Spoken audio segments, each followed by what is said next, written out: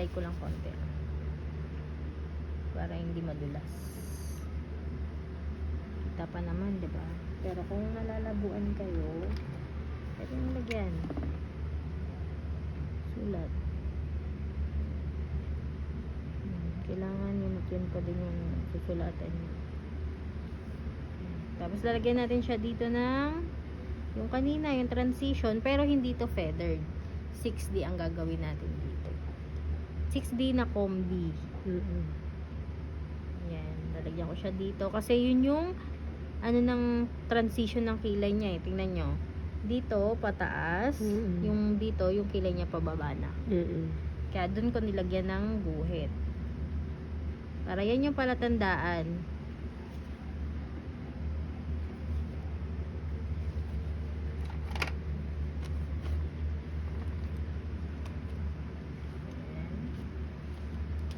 So ngayon, babanatin ko yan. Pero since meron na siya, yun at yun pa din yung dadaanan ko.